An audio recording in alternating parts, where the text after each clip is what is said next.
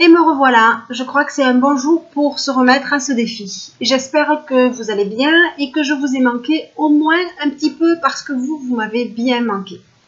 Au menu d'aujourd'hui, des menus d'hier et le bilan de la semaine passée en séjour résidentiel cuisine ressourçante. Je suis Edith, coach et profileuse alimentaire, auteure du blog La Petite Fabrique d'Edith et je suis tout à fait contente de vous retrouver. Hier, c'était un jour maigre, le premier après 10 jours de jour gras. Et donc, j'ai pris un bouillon au petit déjeuner après ma tasse d'eau tiède vitaminée. Et avec un jaune d'œuf, à midi, rebouillon. Et le soir, un potage de courgettes avec quelques feuilles de basilic et un jaune d'œuf à nouveau. Voilà pour les menus. La semaine passée, d'atelier cuisine, c'était très chouette. 9 personnes à coacher dans la cuisine, à initier à une façon de s'alimenter différemment, sans gluten, sans lactose et avec beaucoup de goût et de plaisir.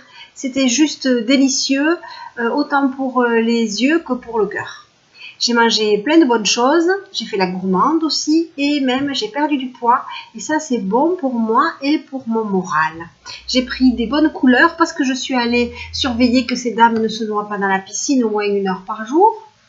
Voilà, et je crois que ça a été un séjour très chouette pour toutes les participantes, on était entre femmes. Ce que je pense qui a été la plus grande découverte pour les personnes qui étaient là, ce sont les légumes et les dissociations alimentaires.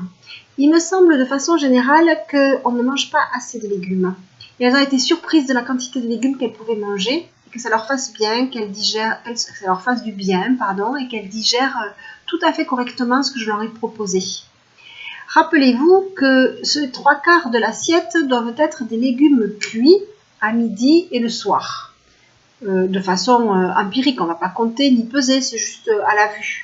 Le quart qui reste à midi, on va mettre des protéines et le soir, on peut mettre soit des céréales, soit des légumineuses, soit par exemple une tarte de légumes avec un fond de tarte qui fait les légumes dessus 3/4 et un petit quart pour la pâte à tarte.